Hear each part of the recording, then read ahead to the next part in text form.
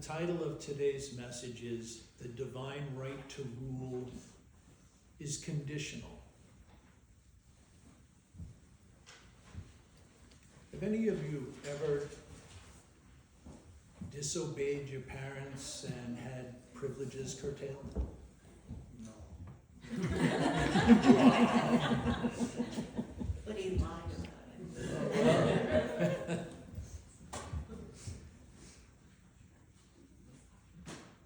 I'm going to read you something from Luke. We were there the last couple of weeks, but I'm going to start there again. In Luke chapter 4, verses 5 through 7. The devil is attempting to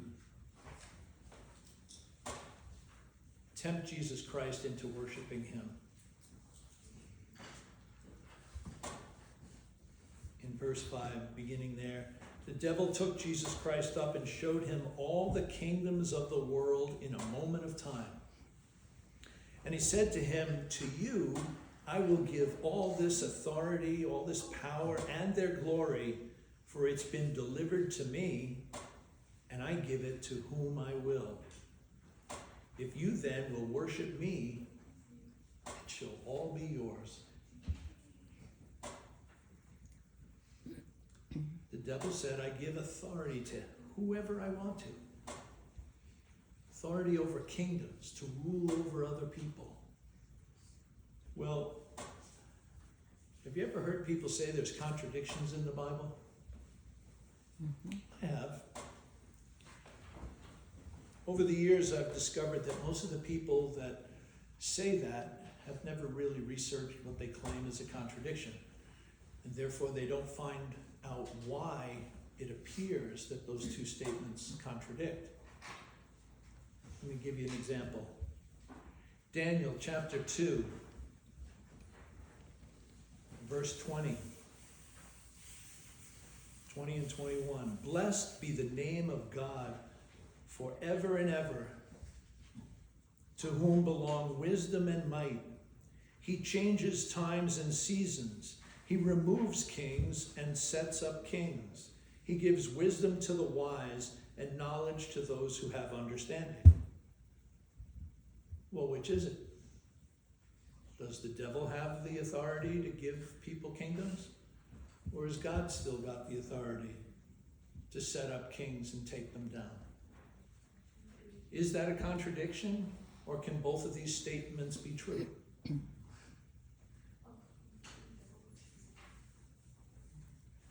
Hear the gears turning. Yes, they can both be true. But in order for that to happen, you have to realize that the devil's statement is slightly deceptive because it's only partially true. He has authority. He received it because of Adam's disobedience. But it's still limited. It's limited in the scope of what he's able to do and what he has control over. And it's limited in the time he's allowed to have that authority. But God is still Lord over all. There's a time that we live in where the devil has authority in portions of running the earth. But there's a day coming when it's all going to end. And that power and authority ceases. We live in the crossfire of a battle between good and evil, between God and the devil. I want to show you an example of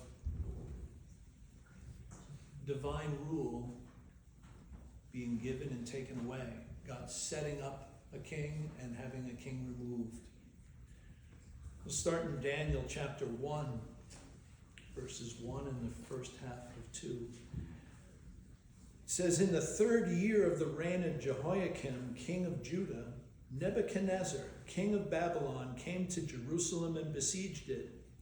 And the Lord gave Jehoiakim, king of Judah, into Nebuchadnezzar's hand with some of the vessels of the house of God, and he carried them away."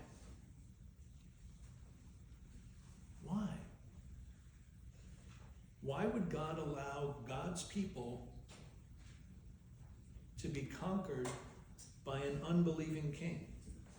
To be enslaved and people be carried away? Why would God let that happen? It's because the divine right to rule is conditional. In order to fully understand that, you need to go a little further back. It's written in 2nd Chronicles, amongst other places. Chapter 34, verse 33.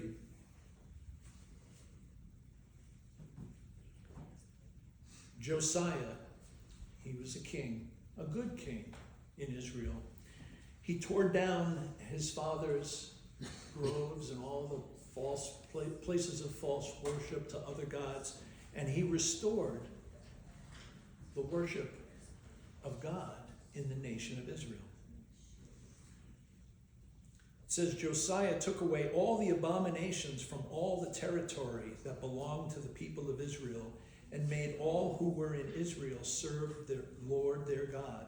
And all his days they did not turn away from following the Lord, the God of their fathers. And he restored the Passover and other things that had ceased to be done in remembrance of what God had done for the people. Jump ahead a little bit to chapter 35. And in verse 20, it says, after all of this, when Josiah had prepared the temple, he cleansed the temple, and they had this big Passover, and they cleansed everything. Necho, king of Egypt, went up to fight at Carchemish on the Euphrates, and Josiah went out against him. Now here's a king of Egypt passing by, going to battle with someone else that he's at war with, and for some reason, Josiah steps out to step into the battle against the king of Egypt. The king of Egypt sent envoys to him saying, what do we have to do with each other, king of Judah? I'm not coming against you this day, but against the house with which I am at war. God has commanded me to make haste. Cease opposing God who's with me, lest he destroy you. Josiah made a mistake. He made an error. He ignored this warning. I'll keep reading. Josiah would not turn away from him. He disguised himself in order to fight with him. He did not listen to the words of Necho from the mouth of God, but joined battle in the plain of Megiddo. Well, it turns out things don't go well for Josiah. Now here's a godly king who did great things for a number of years. I think I wrote it down. I think he ruled for 18 years. I've lost track. But then he makes this mistake and he gets killed in battle. And all the nation mourns. This godly king dies because he didn't do what God had told him by the words of the king of Egypt. But apparently the king of Egypt had a connection with God, because it's recorded that way. And then what happens? Well, the end of verse 27, it says that all his acts are written in the books of the kings of Israel and Judah. So you can go back to Kings and read more about this, the details of it all. But the people of the land took Jehoiahaz, Josiah's son, and made him the new king. He was 23 years old when he began to reign, but he only reigned for 3 months. Because on the way back, the king of Egypt deposed him, conquered Israel, and laid a tribute on the land, 100 talents of silver and a talent of gold. And the king of Egypt made his brother not the king's brother, but the other son of Josiah, king, and named him Jehoiakim. And Necho took Jehoahaz, the brother that was king for the 3 months, and carried him off into Egypt. This Jehoiakim is the one that I read to you a moment ago about being king when Nebuchadnezzar came. It says Jehoiakim was 25 when he began to reign, and he reigned for 11 years, but he did evil in the sight of God. And against him came up Nebuchadnezzar, king of Babylon, and bound him in fetters and took him to Babylon. And Nebuchadnezzar took the vessels of the house of the Lord back to Babylon. We just referenced a few transfers of power there, didn't we? Regime change, if you want to call it that. Stuff still goes on today. Kings take out people in other countries, and I did not know that this weekend's events were happening when I put this together for today. Just, if you believe in coincidence, you're mistaken. Divine right to rule is conditional.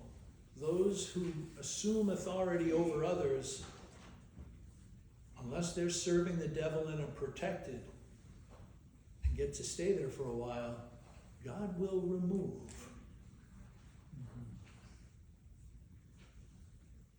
In the Gospels, Jesus Christ talks about that we as believers, if we are to be lords, should not be lords like the Gentiles. We should not rule over with authority and power and oppression. We're to be servants to the people.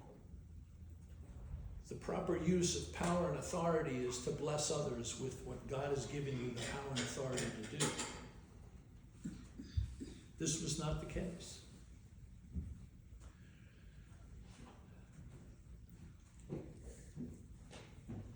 In the 3rd year of Nebuchadnezzar, king of Babylon, he attacked and conquered Israel and Jehoiakim. He took the temple vessels, but what else did he take? He took Daniel and some other guys and took them back. Are you familiar with this? Maybe not. The people and the kings over Jerusalem that were left behind continued to do evil. And ultimately, years later, a few kings later, they're utterly destroyed and Jerusalem is burned, the temple is destroyed. They had turned so far away from God that God allowed it to be taken down. But while that was going on, Daniel and the others that had been carried away into Babylon began to demonstrate the spiritual power and the wisdom that God had placed in them. And they started to tell Nebuchadnezzar and the Magi about their God. Remember the Magi who show up when Jesus Christ is born hundreds of years later? This is where they learn about the coming Messiah. While they're there, they interpret dreams. They survive the fiery furnace. And they rise up into positions of power in the Babylonian Empire. Those who humble themselves will be exalted. Those who exalt themselves will be abased and taken down. I read that earlier. I'll read it again because it's worth remembering.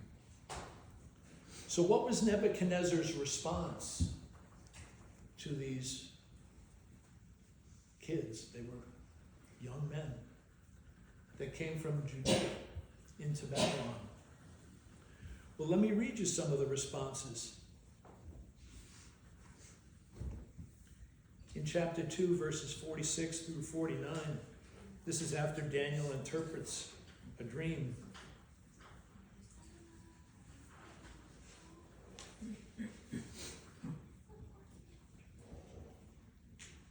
Find my place.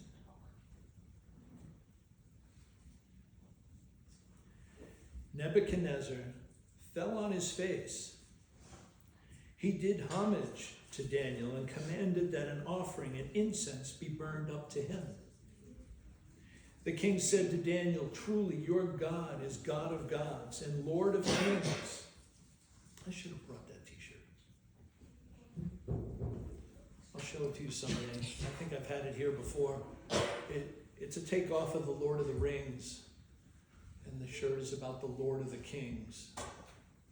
Sermon for another day. Your God is the God of gods and the Lord of kings, a revealer of mysteries.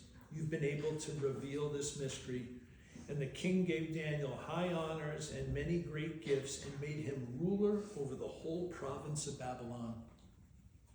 Does that remind you of Joseph in Egypt? These things have happened a few times where people who go into captivity rise up and become members of the government in power and authority and save a nation by protecting and doing things in an ungodly nation. It's amazing how God works that stuff out beyond our comprehension. He made him chief prefect over all the wise men of Babylon. And Daniel made a request to the king, and he appointed Shadrach, Meshach, and Abednego over the affairs of the province of Babylon so that Daniel could remain in the king's court. He didn't want that position of governmental authority. He handed that over to the other three so that he could stay in close proximity to the king. He humbly declined his promotion. Well, then there's the time where Nebuchadnezzar, due to his ego, builds this statue and he wants everybody to bow down to it. And Shadrach, Meshach, and Abednego won't do that. And they get thrown into the fiery furnace and they survive that. And what is Nebuchadnezzar's response? Chapter 3, verse 28. Nebuchadnezzar said, "Blessed be the God of Shadrach, Meshach, and Abednego, who has sent his angel and delivered his servants, who trusted in him and set at naught the king's command, and they offered up their bodies rather than serve and worship any god except their own. Therefore I make a decree." King's decrees are pretty important. We call them executive orders now. "Any people, nation, or language that speaks anything against the God of Shadrach, Meshach, and Abednego shall be torn limb from limb, and their houses laid in ruins. For there's no other God who's able to deliver in this way." And the king promoted Shadrach, Meshach, and Abednego in the province of Babylon.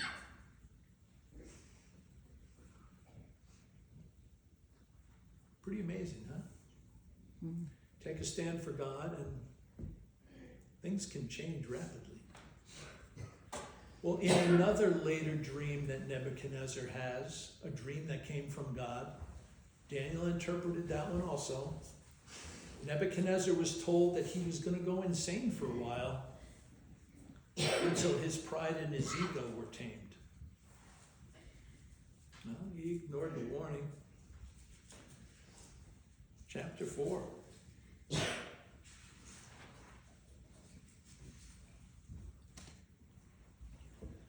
Verse 28. All this, all the things that were in the dream, came upon King Nebuchadnezzar at the end of 12 months, just 1 year after he was warned by the dream. He was walking on the roof of his royal palace in Babylon, and the king said, "Look at this great Babylon, which I built with my mighty power as a royal residence and for the glory, my majesty." While the words were still in his mouth, there came a voice from heaven that said, "O King Nebuchadnezzar, to you it is spoken. The kingdom has departed from you. You shall be driven from among men. Your dwelling shall be with the beasts of the field. You'll be made to eat grass like an ox. 7 times shall pass over you until you have learned that the Most High rules the kingdom of men and gives it to whom he will." Does that sound familiar? God does this. The devil has limited authority in who he can put in charge and for how long they get to stay. Overall, is God. Yes, sometimes he allows evil people to be in positions of power and authority, but it always works out in the end for good. He only allows evil to go on for just so long, and part of what keeps it in place is the will of the people. Because if the people are just as evil as the king, they don't think there's anything wrong. Something else to think about.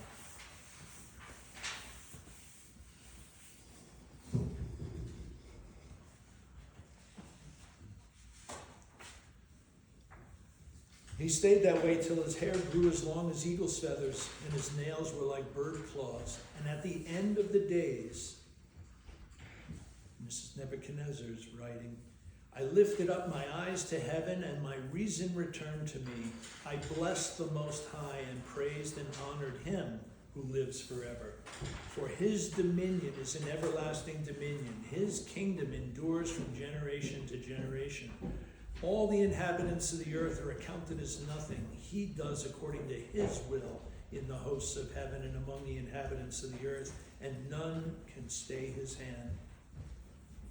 And at the same time my reason returned to me, and the glory of my kingdom, my majesty and splendor were returned to me.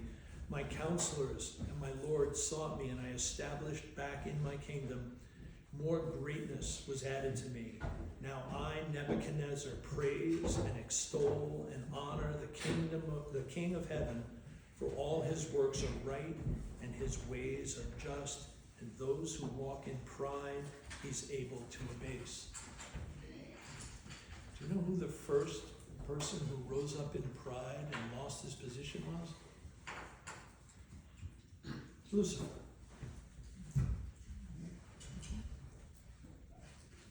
He's been trying to get people to do it ever since so that he can have them under his control.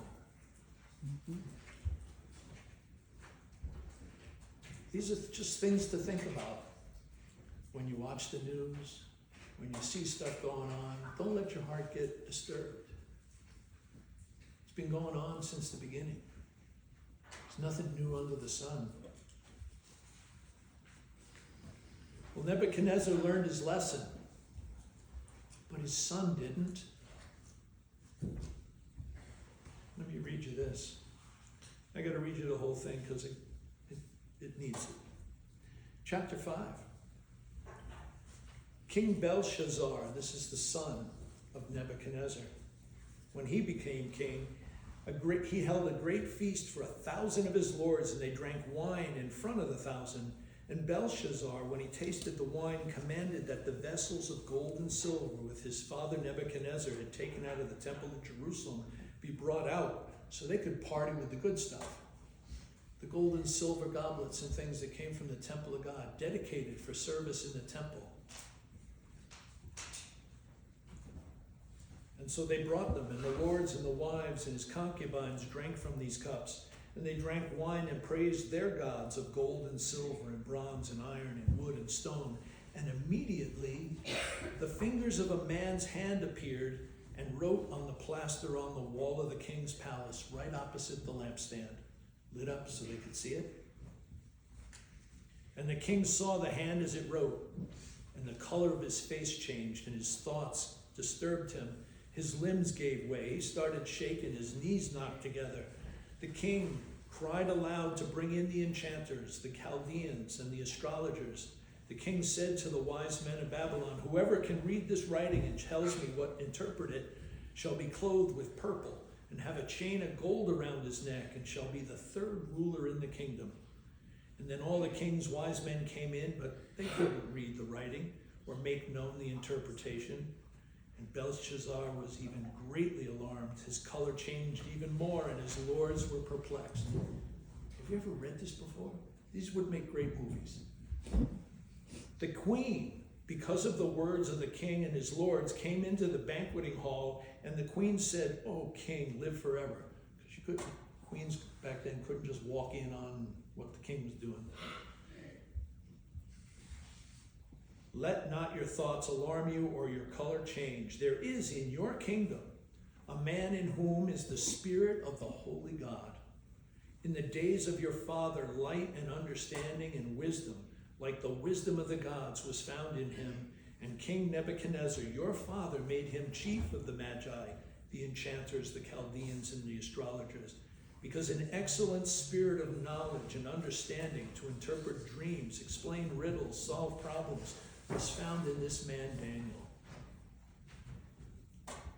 Now let Daniel be called, and he will show you the interpretation.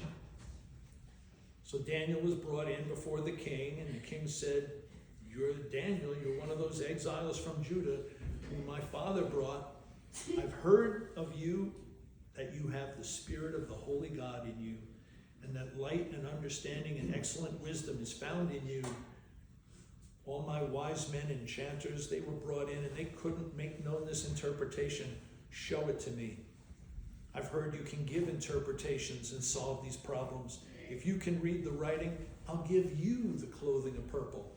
I'll give you a chain of gold, and you can be the third highest ruler in the kingdom." Daniel answered and said, "Keep your gifts." My paraphrase. "Let your gifts be for yourself, and give your rewards to someone else. Nevertheless, I will read the writing to the king and make known the interpretation. O king, the most high God gave Nebuchadnezzar, your father, kingship and greatness and glory and majesty." Who gave it to him? God, not Lucifer.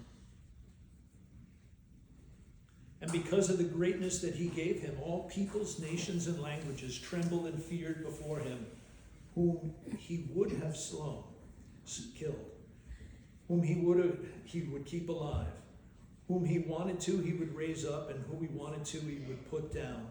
But when his heart was lifted up, the pride, and his spirit was hardened so that he dealt proudly, he was deposed from his throne, and his glory was taken from him. He was driven from the men, and his mind was made like that of a beast. His dwelling was like a wild ass. He fed and ate grass like an ox, and his body was wet with the dew of heaven, until he knew that the Most High God rules the kingdom of men and sets over it whom he wants. And you, his son, Belshazzar, you have not humbled your heart, even though you knew all this." He grew up in the house, in the palace. He'd seen what happened to his dad and ignored the warning. "But you have lifted up yourself against the Lord of heaven, and the vessels of his house you brought in. And you and your lords and your wives and your concubines have drunk wine in them and praised your gods with them. Gods which do not see, can't hear, or know, but the God in whose hand is your breath, who knows all your ways, you have not honored." Then from his presence his hand was sent, and this is the writing inscribed: Mene, Mene, Tekel, and Parsin. The interpretation of this is this: Mene, God has numbered the days of your kingdom and brought it to an end. Who limits power and authority? Tekel, you have been weighed in the balances and found lacking. Perez, your kingdom is divided and given to the Medes and the Persians. That's where all that stuff is going on today. Then Belshazzar commanded and gave Daniel the purple and the chain and the proclamation that he'd be the third ruler in the kingdom. But that very night, Belshazzar, the Chaldean king, was killed, and Darius the Mede received his kingdom. Quick judgment. I read it before in Matthew: whoever exalts himself will be humbled. Whoever humbles himself will be exalted. Even again, when offered all this stuff, Daniel didn't want it. He wanted to serve God. He didn't want to be beholden to some king that had given him gifts. Yes, God originally gave authority over the earth to Adam. And due to his disobedience, that authority was transferred to the one he obeyed, Satan. Satan had already rebelled against God and lost all the authority that he once had as the angel of light in heaven.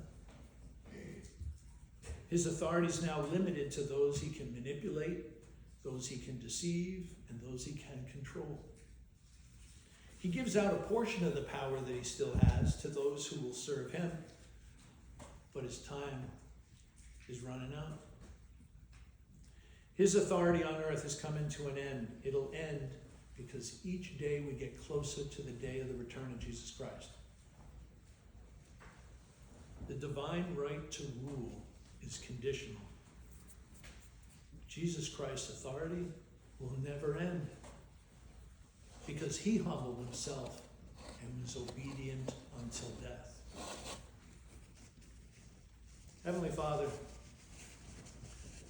we are thankful that you have claimed us as your children and given us a way out from underneath the authority and power of the devil, that we can walk freely in your family and in the authority that you've given us.